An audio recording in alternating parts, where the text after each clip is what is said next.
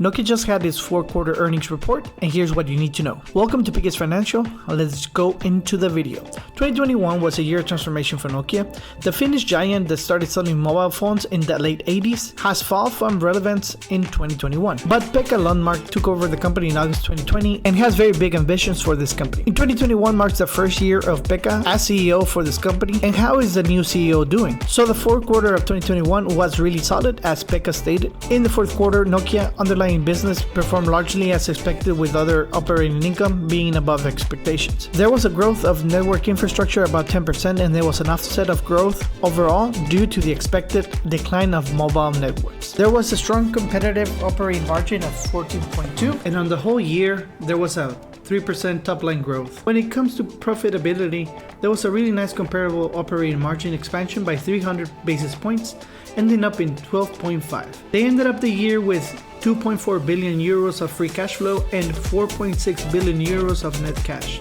That will push their R&D investment because they think that is the best way to invest their new cash flow. They also are thinking about reinstating the dividends and starting a buyback program that will consist of 600 million euros to be dumped back into the stock. And all of this is good info, but what does it mean for the Nokia investor? What it means is that the business is going better than expected, and even with the decline in mobile network sales, they have significantly lowered their debt to equity ratio, which is the lowest it has been in years. So our bull case for this company will heavily rely on the fact that they have a 73% equity to 27% debt ratio. And for a company to literally go tits up, it needs to be heavily in debt.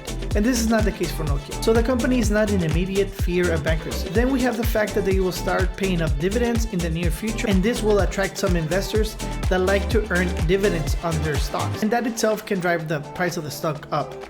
Secondly, they are forecasting growth by the year 2023, which is right around the corner. And by that time, the stock buyback program will be heavily advanced. It will be almost complete because they do plan to do it over the next 2 years. Now, that being said, that will also be driving the price of the stock up. But if you want to look into the future, 4G started around 2009.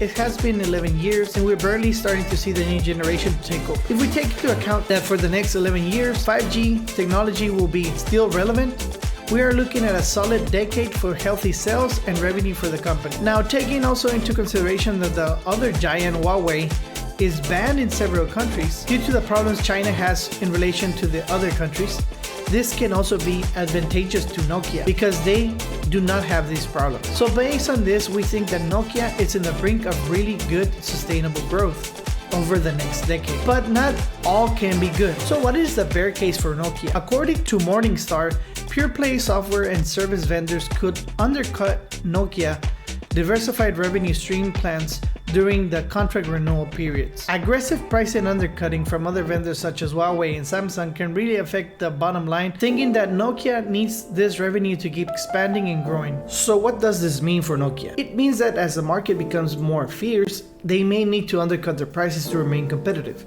And the profit margin, which they really count on to grow and stay healthy throughout this transformation, could be really affected. This is not only going to affect Nokia, but all the players in the industry. But after seeing all of this, we really think that Nokia with Pekka as CEO is looking really good. So let us know what you think about Nokia and their earnings report. We at NOKIA'S Financial think that they're doing really good, and we see it as a long-term play that can really grow your investments if you stay around for the turnaround of this company.